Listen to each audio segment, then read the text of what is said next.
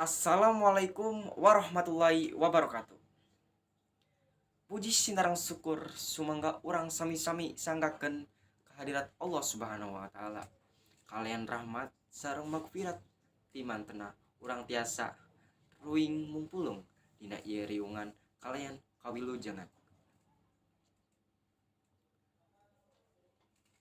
Nepangkeun wastapun galuarna anu barak dina danget ieu urang aya dina acara seminar kabersihan lingkungan ti kalangan siswa SMA. Kanggo mitembeyan ieu acara, mangga urang ngaoskeun basmalah.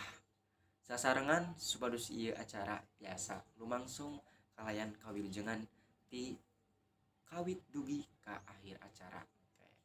Mangga sasarengan Bismillahirrahmanirrahim. Para pangjejer sareng pamilon anu kusim kuring dipika hormat. Sateuacan urang mimitian acara, hayu urang kenalkeun heula pangjejer anu bade ngadugikeun kamandangna. Pangjejer anu bade ngadugikeun kamandangna nyaeta Bapak Ade Prayoga SPD MAP salaku Kepala Sekolah SMA Negeri 1 Majalengka. Para hadirin, hayu urang regepkeun kumandang ti pangjejer kalayan tenang sareng kondusif. Pangjejer, Assalamualaikum warahmatullahi wabarakatuh. Bapak bade ngajelaskeun ngeunaan kabersihan. Kabersihan mangrupikeun bagian tina iman anu ku urang kedah dijaga janten hirup tetap sehat. Hayu urang mimitan ku kabersihan kelas, mimitian ti piket kelas, henteu miceunan sampah sembarangan. Ku eta kuman bakal sieun nempel ka urang. Sakitu singkat kamandang ti Bapak, mugi janten manfaatna. Wassalamualaikum warahmatullahi wabarakatuh. Hatur nuhun Bapak Ade Prayoga SPD MAP kanggo ngadugikeun kamandangna. Sumangga ka Bapak Ade Prayoga SPD MAP anu atos ngadugikeun kamandangna sae pisan anu didugikeunna. Sateuacan urang muka panon, hayu urang tenang kumaha pentingna kabersihan. Kabersihan mangrupikeun bagian tina iman. Kulantaran waktos anu sakedik, salajengna simkuring bade ngawatesan kanggo pamilon nu bade tumaros nganukur kanggo 2 urang dina ngadugikeun patarosanana kedah ngacungkeun pananganana teras nyebatkeun namina sarta tenang kalawan kondusif.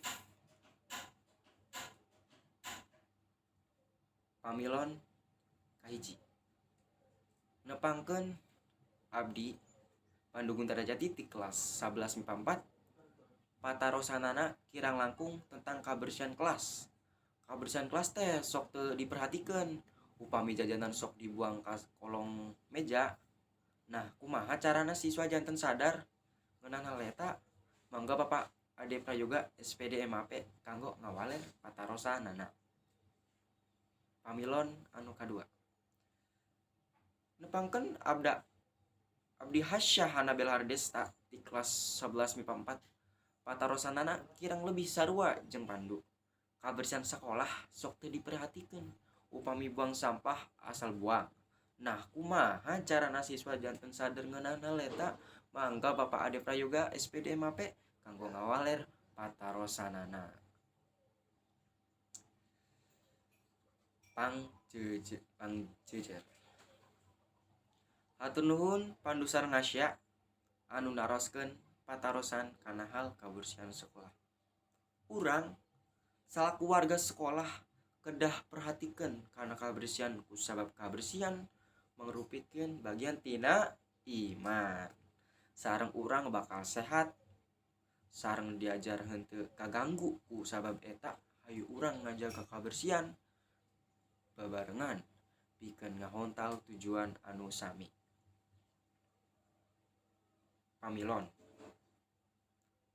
Hatur nuhun Bapak Ade Prayoga SPD MAPE anu parantos ngawaler patarosan ayeuna urang kedah sadar sarta memperhatikan kebersihan lingkungan sekolah janten sehat. Tekaraos acara ieu parantos beres, acara janten lancar ti mimiti dugi ka akhirna.